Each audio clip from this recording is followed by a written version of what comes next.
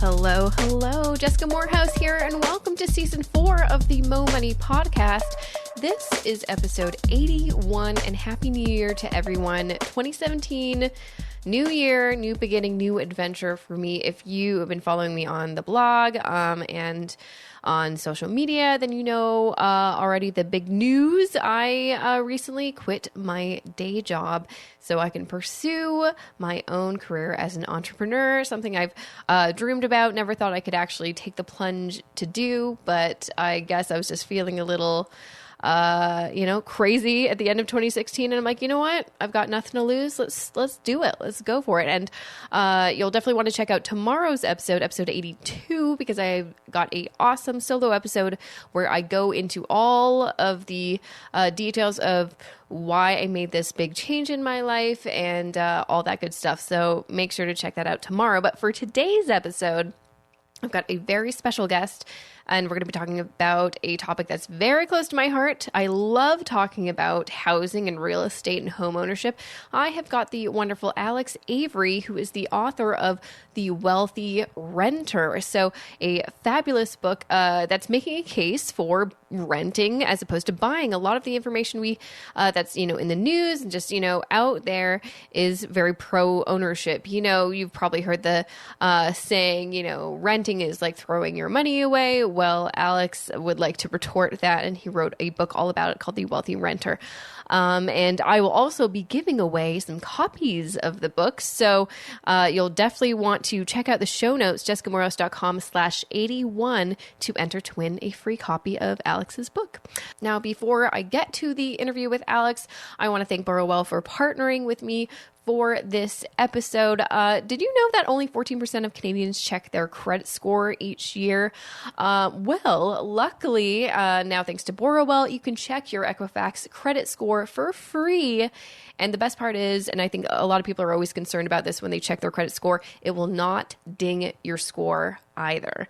So if you want to check your credit score for free and not get it dinged, visit bwl.co/MoMoneyPodcast. Once again, that's bwl.co/MoMoneyPodcast. I will, of course, be linking to that in the show notes, jessicamorehouse.com/81, in case you didn't get that. So, the reason it's so important to know what your credit score is having a good credit score can help you with some of the important decisions in your life, things such as paying off some debt, getting a mortgage, or even landing the perfect rental. And it's all easier to do when you've got a credit score that is in a good place. So make sure to take advantage of this freebie at bwl.co/MoMoneyPodcast. And now let's get to the show. Thank you, Alex, for joining me on the Mo Money Podcast today. I'm excited to talk about housing with you. Thanks, Jessica. It's great to be here. Yeah, so I'm excited to chat with you for a number of reasons. I kind of mentioned to you before I hit the record button that I wanted to speak to you before your publisher reached out to me, because someone I work with actually said that you had a book coming out and it'd be totally up my alley, and he was completely right. Your book is right up my alley. It is called The Wealthy Renter, and for the past several years, I've been a big advocate about renting and how it shouldn't be considered throwing your money away. It should be considered a good option when it comes to living your life as a millennial in the city, when you're focused on so many different things. And so we'll get into all of that conversation coming up. But I just want to say thank you so much for joining me on the show. I'm excited to chat with you about the specific topic, because no one really, the perspective that you have, that you wrote for your book about how it can be a smart option to rent instead of own, isn't really a popular one. Yeah, it's definitely not conventional wisdom. That's true. And so, but before we get to all that, I'd like to know a little bit about you. So, what is your background? How did you get to this point where you ended up writing a book about this topic? Well, for the last dozen years, I've been a REIT analyst. So I analyze publicly traded real estate companies, mainly ones that own office buildings and shopping centers and industrial buildings and apartment buildings. And, for a few years before that, I worked in real estate valuation and analysis and consulting. And, about 12 years ago, I joined the bank that I work at right now. And it's one of those things where you have a lot of conversations, and in a lot of those conversations with people that you've just met, they'll say, "Oh, what do you do?" And I would say, "I work at the bank." And that usually ended the conversation. But for people who had the follow-up question, it was always, "Oh, what do you do at the bank?" And I would say, "I'm a real estate analyst." And the first response that 99.9% of people have is, "Should I buy a house?" And so over the course of many years, I had thousands of conversations with people about housing and about, what drives house prices and whether it's a good investment. And I started noticing over the years, starting about 10 or 12 years ago, that I kept running into people that had the same misconceptions about housing. It was a really, really misunderstood investments or consumption item, however you want to describe it. And so, I just initially started writing down some ideas, and I kept having conversations that had the same topics. And so I would write down the, misconception, and then go through the logic and explain why that wasn't the case. And, I thought, wouldn't it be funny if someday I wrote a book about this? And, it just sort of slowly piled up over the years. And then probably 4 or 5 years ago, I got a little bit more serious about it. I ended up getting to about 25,000 words. And I thought, this is actually a topic that I can probably actually publish a book on. And I've always been a big reader and loved books my whole life. And so, it's kind of like that would be pretty cool. And it is pretty cool. Yeah, I think so. Yeah, it's very cool. It's very cool. Especially, I feel like it's so important. I mean, I was actually just at the bookstore today, and I wandered to the business section where they had all the personal finance books, and I was just looking at them, and honestly, a lot of them are very similar. They're kind of just spewing the same stuff, and especially if someone who wants to really educate themselves on what they should know from different perspectives, it's like there's not a lot of information when it comes to real estate specifically, unless you're looking for a book on like flipping a houses, why it's smart to buy real estate, how to become a landlord. There aren't any books like yours that are about the pros and why you should consider renting as opposed to home ownership. So I'm glad that you, took a decade to, share this wisdom with all of us. Yeah, no, it certainly, I noticed the same thing. There was a real gap in advice, and really the only advice that you ever get from your parents and your grandparents and your neighbors and your coworkers is, why throw your money away renting when you can buy? Everyone should buy. And so that was actually one of the big drivers for me to write this, is I felt that, Canadians were being really disserviced by this completely biased, one-sided advice. I mean, it's impossible that buying a house is the best option for everyone. It's just not possible. And yet the advice for everyone is everyone should buy because renting is a waste of money. And the arguments that are used to disparage renting in efforts to promote home ownership are just factually incorrect. Okay, I would love to know why they're incorrect, because just like you said, that is the exact advice that I got from lots of the personal finance books that I started reading right out of university. So it was kind of my first kind of look at what I should know, what's a smart thing to do when it comes to your money. And also that's the advice I got from my parents and just from other adults. It's like throwing money or renting is throwing your money away. Don't do it. You need to, focus all your energy into saving up a down payment so you can buy your first place, and then you're kind of in the clear. However, lots of those people, I kind of look at them now, as I'm in my 30s, I'm just like, well, that could be some good advice. However, looking at them now, lots of them are house poor, or that is their sole investment. And I think that's kind of one of the issues that you address in your book. Yeah, no, it is. And I mean, probably the most common argument used, which is that, paying rent to a landlord is just paying their mortgage, or you're just throwing away your money, it's wrong, and it's actually incorrect. And it's incorrect because, you're always paying rent. Everyone is always paying rent. And that goes for homeowners, that goes for renters, that goes for everyone. And, it's easy to understand how you're paying rent when you're a renter. You're paying rent to a landlord in exchange for the right to occupy a space for a given period of time. And I actually think that's one of the beautiful things about renting is it's very easy to understand. It gets a little bit more complicated when people buy houses and they borrow a lot of money. And you'll often hear people kind of joke about it, I bought a house, or, the bank actually bought the house and I'm trying to pay for it now.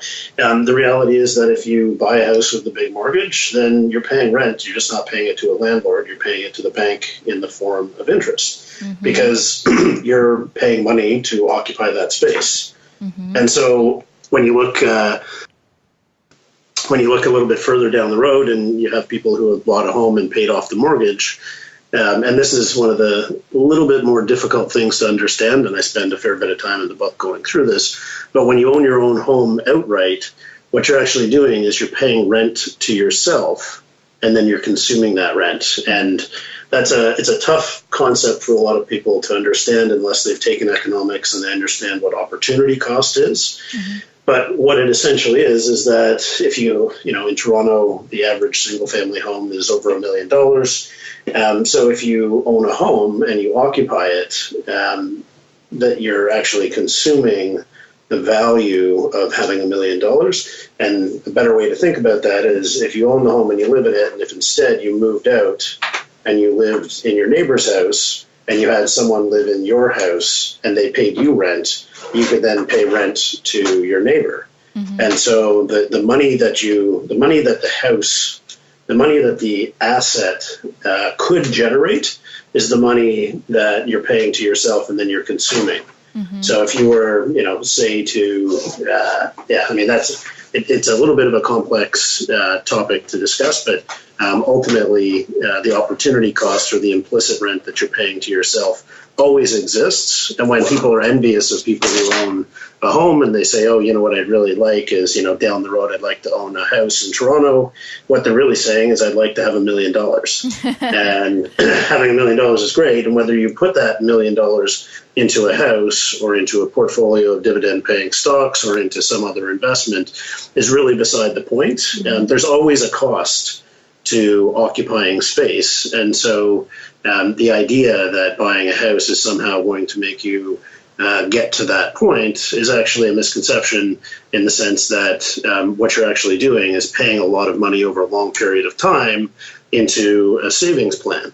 And the real issue with that is that houses have not actually been a very good savings plan. When you look at the price performance of houses across Canada, or even in Toronto, which has been a very strong performing market, they've really lagged the performance of a lot of other investments. But the reputation of housing is that it's a fabulous investment. And the reason that it has such a great reputation as an investment is that it's often the only significant investment that a lot of people accumulate.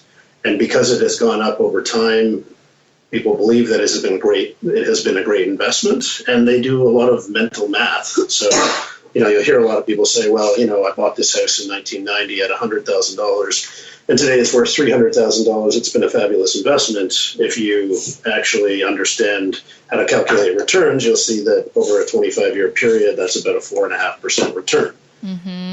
And people don't really take into account, I think, all the money that they put into the place. Like, it's not like you just, bought the place and, it's got, it's doubled or tripled in value. It's like, yeah, but how much did you actually put into the place? Most people put a lot of money to renovate, and I think they don't take that into consideration. Yeah, that's one of the big topics that I get into in the book as well, and the phrase that I use for it is investment creep. And the idea behind that is that investment creep is that thing that happens when you're house hunting, you're going to buy a house, and you go and look at a bunch of different houses, and then you're standing in the kitchen of a house with your partner and your real estate agent, and you're talking it over, and you saw the fixer-upper, and the fixer-upper was well within your budget, but there was a lot of work that had to be done. And then there was another house that, perfectly fit your budget, but it didn't really have everything that you wanted. And then you're standing in the kitchen of this gorgeous house that has an extra bedroom so your friends and family can come and stay, and the kitchen's been renovated, and the backyard's amazing, and you're in this great school district, and all of these things that you want in a home, only it's 20% or 25% above your budget, and one of you looks at the other and says, you know what, it's an investment. Mm-hmm.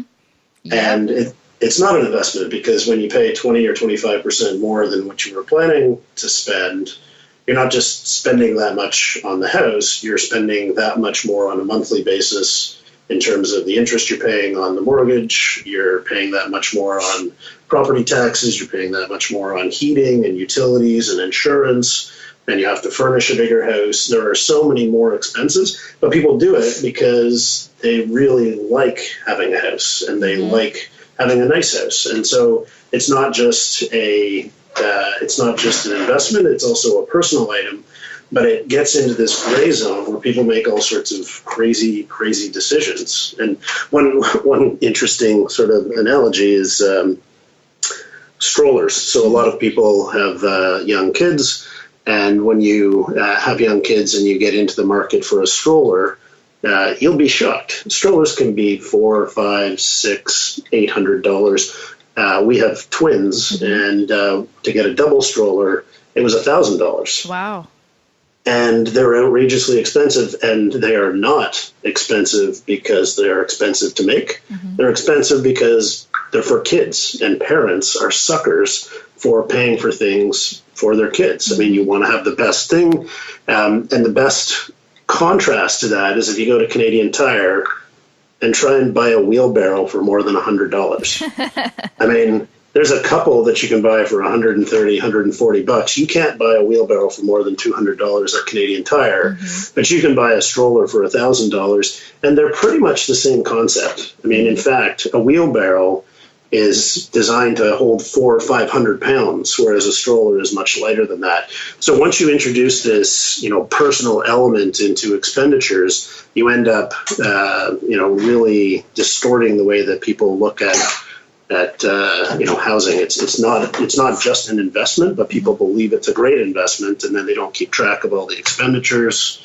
And the advice that you get is just really it's not great. I mean, on the topic of investment creep, when you think about, you tell me, where do you get the best bang for your buck on renovations? Well, everyone says it's the bathroom and the kitchen, right? Yeah, and you know why they say that? Why? Why do they say that? Because they're contractors and real estate agents, and if you look at the two most expensive rooms in a house, it's the kitchen and the bathroom. I mean, how much money can you possibly spend renovating your living room? Yeah. It's a coat of paint, really, right? Yeah, like $4,000. You can spend $100,000 in a kitchen. You can spend $20,000 or $30,000 in a bathroom. So these people are saying, you're going to get your best bang for your buck in the kitchen and the bathroom because they're going to do the work for you, and they'd much rather have you spend $50,000 or $100,000 than $2,000. And the worst thing about that is when they say it's the most bang for your buck or it's the best return on your investment, what they're not telling you is that it's a negative return. I mean, if you spend $100,000 on a kitchen, your house probably goes up by $100,000 that day, but it's just like buying a luxury car and parking it in your driveway. The day you drive it off the lot, it drops by 25%, and 6 months later it's down 40%, and then the depreciation slows after that. But I mean, the difference between a brand new kitchen and a 5-year-old kitchen is a lot. The difference between a 25-year-old kitchen and a 30-year-old kitchen, there's no difference at all. Yeah. I mean, they're both old kitchens. Yeah. So people don't realize that investment, quote unquote, that they're making into their kitchen or their bathroom or renovating their house is actually a consumption item. And it's true. It's like, I feel like I just kind of knew that, or it was just common sense. It's like, yeah, if you really want to drive the price up on your place that you want to sell, you don't renovate until you're close to selling. You don't want to renovate and then, hang out with the place, like the new kitchen or bathroom for like 5 or 10 years, because then it's going to be dated and people will want to be like, oh, I need to rip up these floors and this tile because it's very old fashioned.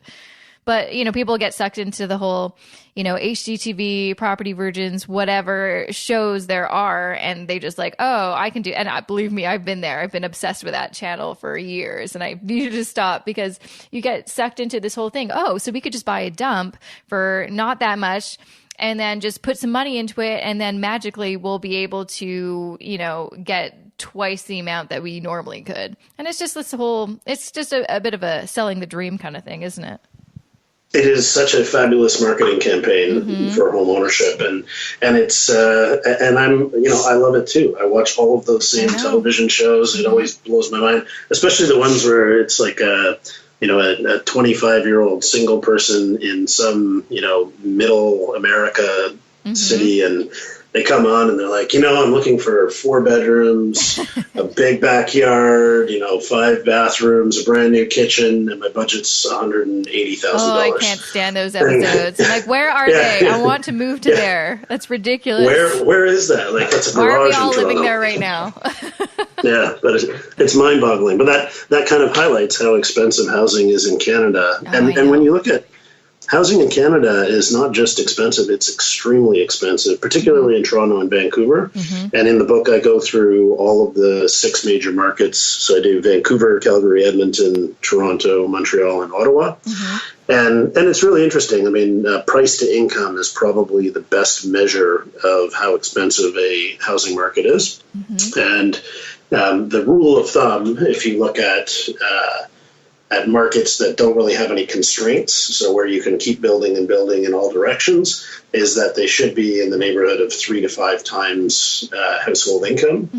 And if they're constrained markets like New York or Hong Kong, you're looking at more like 6 to 10 or 6 to 9, something in that range. And then when you move into a really low interest rate environment like we're in, you can probably move all of those numbers up. So an unconstrained market, you'd be looking at 4 to 6 times. And for a constrained market, you'd be looking at maybe 7 to 10 or 7 to 11, something like that. So today, Vancouver is at 13 times. Wow. No way, really? Well, that's actually not that surprising, is it? Wow. It's up 30+% year over year, and that's more expensive than New York. It's more expensive than Hong Kong. It's more expensive than any major city in the world. It is extremely, extremely expensive. And Toronto, isn't, it's sort of in that range. It's about 9 times. So it's quite expensive. And then if you look at the rest of the country, it's not actually. Most of the other cities are between 4 and, 5.5, something like that. So Calgary and Edmonton, Ottawa and Montreal are actually, there really is no elevated pricing going on in those markets. And it's unfortunate that I live in Toronto and I'm from Vancouver, 2 of the most expensive cities in this country. So I've just been unfortunately used to this whole, well, I can't, like for years, I'm like, I'm never going to afford a place. And I feel like I'd still be saying that if I stayed in Vancouver, because it's not just that places are so incredibly expensive, and not just in Vancouver proper, but my parents and my husband's parents, they live in the suburbs about 30 minutes outside, and those houses are they're just houses in the suburbs, and they are still going for $1 million, which is insane. And the thing is, there aren't any jobs there, and that's why we moved away. There just isn't the economy to kind of balance the high cost of living out, which is just, really unfortunate. Though I'm curious, since, things have been happening in the past couple of weeks, months, about changes with regulations. So there's the foreign buyers tax going in that's come into play. And also now there's the new stress test that people need to take. What are kind of your thoughts on some of the things that are coming into play now? And do you think they're, I don't know, I'm personally glad these are coming into play, because I think something needed to happen, because things were just getting out of control. Yeah, no, absolutely. And it's an interesting dynamic what you're seeing in Canada today. Governments are one of the biggest promoters of home ownership all around the world. And they do it for great reasons, and I go through this in the book as well.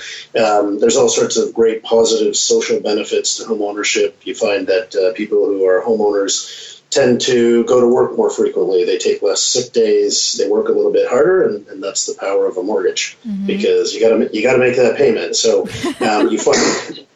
you find that they're, more diligent workers and more consistent, and they're less likely to change jobs, and there's all sorts of stability things that it brings. But they're also a lot less likely to commit crimes, because once you have something really big and expensive that you've worked hard for a long period of time, you're less likely to mess with other people's stuff because you don't want them to mess with yours. Mm-hmm. So the governments are huge promoters of home ownership. And if you look in Canada, we've got policies like you can take $25,000 out of your RSP to become a first-time home buyer.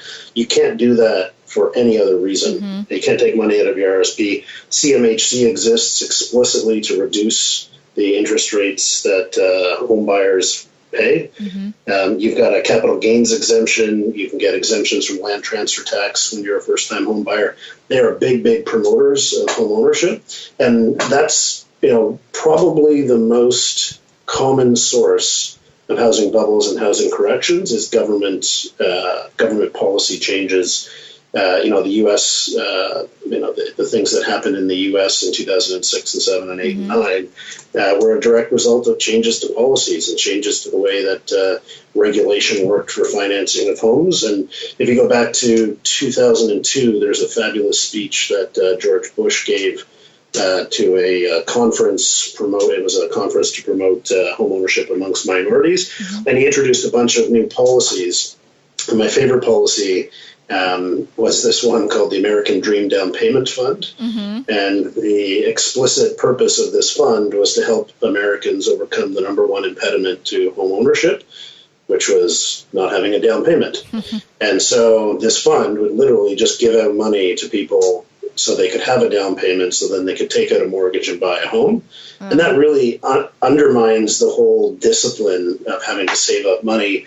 And I just think that kind of really ruins the whole purpose of home ownership, and it puts a whole lot of people into home ownership who aren't ready. Mm-hmm. But when you take a step back, government is really player, coach, referee, cheerleader, and fan in the game of housing. Mm-hmm. And so when you think about how the market works, they control everything. So when the market starts to get out of control, it's because they haven't been monitoring it or regulating it properly. And then when governments find that they're in a situation like that, they will often not have a full appreciation of the magnitude of the impacts of the changes that they make to try to bring things back under control. Mm-hmm. So it is really interesting. A lot of the changes that they've made recently, it's entirely possible that the ones that they announced a couple of weeks ago may actually tip the market, and we might see a correction here.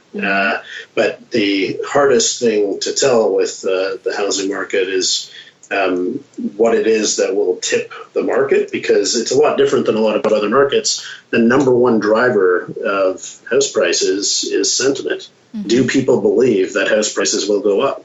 Because as soon as people don't believe that house prices will go up, no one will buy a house. Yeah. Mm-hmm. And it's true. It's so funny that you mentioned that, because me and my husband, we moved to Toronto 3 years ago. And after about a year, we started looking to buy an actual house, because on MLS, it seemed like we could actually afford something compared to prices in Vancouver. And so we thought, okay, if we have like 500,000 or 550, we could probably actually buy a little house. And then we actually looked for places, and then we realized actually the list price means nothing anymore, because everything is a bidding war and everything was selling for $100,000 overpriced. And so we just stopped, took a break for a couple of years, and then started looking again, but more for a townhouse condo. But just when we were just in that situation, it was just insane, just the sentiment. Everyone kept on talking to us about how, housing prices are going to continue to go up. Historically, they always go up. And it's like, if you don't buy now, you'll never be able to afford. You won't ever get into the housing market, so you better buy now. And it's just this terror factor that if you don't buy now, you're going to make the worst decision of your life. And I always knew in my gut, I'm like, well, that's not right. Like, that's just, we're all kind of drinking this Kool-Aid. But so I'm hoping something will happen, because, we've been in this kind of mindset that this is the only, like, not just like the smartest decision, but this is the only, investment thing that you can do for yourself if you want to set yourself up for success. And I think that's just like, it's not right. I believe as a millennial, especially if you want to have flexibility, travel, have, choices and options, renting makes the most sense. And then investing the difference is the best policy. That's exactly why I wrote The Wealthy Renter. I mean, the advice out there is so one-sided, it's so absolute, and the people who share it with you are so adamant that they are right and so adamant that there is no other way. I mean, I describe it in the book as a cult, and it uses fear and it uses all of these really nasty tactics to push people into a decision that they're probably not comfortable with. And it's a decision that, sometimes involves leverage of 20 times your down payment. If you put 5% down, you're borrowing another $19 out of $20 that you're going to be spending on the house. And again, house prices are higher today than they have ever been relative to incomes. Canadians have borrowed more money today than they have ever borrowed in the past. Interest rates are lower than they have ever been in Canadian history. This is the perfect time to be talking about renting as an alternative. Real estate has a very, very long cycle, and it's only after house prices have been going up for 25 years without a significant correction that everyone starts to say things like, oh, house prices always go up. Don't worry, they always go up. Well, at 13 times the average income for an average household in Vancouver, I mean, you're not talking about a house purchase that you can pay off in 25 years, because if you're borrowing that much, 13 times your average income, you're paying half of it in taxes. So it's really 26 times your take-home income. And then on top of that, you still have to pay for food and clothing, and you have to pay for, your utilities and your property tax and your maintenance and everything else. So to pay off the purchase of the house, that could realistically be a 75 or 100 years of your savings potential. And so really what it is it's speculation that house prices are going to continue to go up. And when they're at 13 times, you start to actually choke off the economy because people can't find jobs. They can't afford to live in the city. I mean, they call it the exclusion effect, where the barista at Starbucks starts making $40 an hour because they can't get people to work at the Starbucks because people can't, you have to take a train in for an hour to get to a place where, you can find a house where you can afford to live on $40 an hour. I mean, that becomes really economically inefficient for a city, and very, very high house prices end up undermining the economy. So what do you, kind of wrapping up here, what do you kind of foresee will possibly happen in the next 5 to 10 years? just your personal opinion. Just your personal opinion. Yeah, I mean, in real estate, every market is a local market. Real estate is a local market business. And so, I mean, if you wanted to talk about individual markets, Vancouver is extremely expensive. There are all sorts of dynamics like foreign buyers, which, is very difficult to prove, but I absolutely 100% believe is a huge factor in house prices in Vancouver. Yep. So, I mean, really, if you want to call the Vancouver housing market, you have to understand the capital flow coming out of China and whether or not there are changes that take place in policy in China that reduce that or increase that. What happens with government policies in Vancouver. I'm not a big believer that the 15% foreigner tax is going to have any impact, but really? I don't know. Well, I mean, it's very difficult to enforce, and there's all sorts of ways to get around it. Yeah. And for the people who are funneling money, if you have $100 million and you're in China and you want to basically have a second home and a second citizenship, 15% isn't very expensive. Yeah, they'll pay it. It's not a big deal. Yeah. And we don't know enough about it to really understand what the dynamic is there, but that's an extremely expensive market, and it's extremely difficult to figure out what's happening in that market. So, that one is one of my favorite markets where people should be renting, simply because there's so many difficult to, track down factors. The Toronto market, the reason that it is so much more expensive than it's ever been is because we introduced a green belt around the city in 2004 and 2005. And that basically took what was an unconstrained market and made it a constrained market. So Toronto is, functionally a large island now. And so, it has all the makings for a very expensive housing market like Vancouver, very land constrained. But it's only trading at 9 times income. which is expensive, but it's not off the chart. So I think probably, single family homes in Toronto continue to be very expensive. Whether they go up or down, I don't know, but I think they're going to continue to be expensive. And then the other markets are, Calgary and Edmonton are a function of the energy economy and whether there's a lot of investment that goes on there. Ottawa will be a stable market. It always is a stable market with lots of government jobs. Montreal is still pretty cheap. Actually, I think Montreal is one of the more attractive markets. So I was always curious, actually, like when we were deciding where to move or even just to invest in property, we were looking at Montreal because it is very affordable. Like I know people my age that own houses and it's not a big deal, but it also kind of seems like there aren't a lot of jobs or the economy isn't as strong as, say, Toronto. And that always kind of scared me off. Yeah, no, there's lots of government involvement in the economy there. Population growth is slower than it is in most of the other major markets, but it's a pretty steady economy there, and it is an island. It's an island too, which I think has a really positive dynamic. It hasn't really factored into house prices yet, but I do think that that's pretty good. But again, I mean, buying or renting, and I don't want to sound like I'm anti-home ownership because I'm not. What I am is anti-biased advice, and I feel like the biggest message, if I could give one message through The Wealthy Renter, is that the advice out there is so biased that it's very difficult to understand housing, and the best defense against biased advice is education. So I just hope that Canadians take the time to read the book, understand as much as they can about housing, appreciate who they're getting all of this different advice from. I mean, real estate agents can be fabulous when you're trying to buy a house in terms of them helping you find houses and evaluate houses, but you shouldn't be listening to them if you're trying to decide whether or not you should buy a house because they're always going to tell you to buy a house. It's like going to go to a car lot and ask a car salesman if you should ride the bus or buy a car. Like, he's going to say some terrible things about riding the bus. I think really the advice is biased, and renting is not a bad thing. Understanding more about home ownership, I think, is important. Debunking a lot of the common myths about home ownership, which I do in the book. Debunking a lot of the common myths, which are usually detrimental about renting.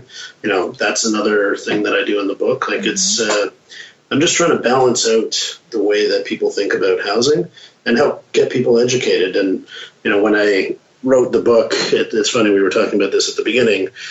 I was a renter, and my wife and I had been renters for years and years and years and years. And then about 5 years ago, we bought a house.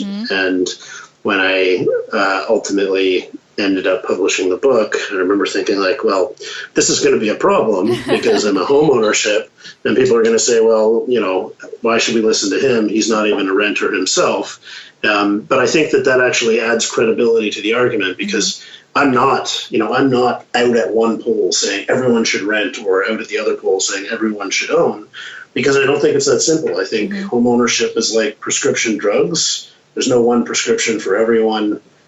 Everyone has their own needs, their own concerns, and those change over time. So even for the same person, you might need to be a renter at one point, you might need to be an owner at another point. There's no absolute rules. So I just hope that, people understand what it is they're getting into. They don't succumb to the pressure to become a homeowner, on a highly levered basis, right at a high point in the cycle, which, I think today is a great time to consider renting as an option.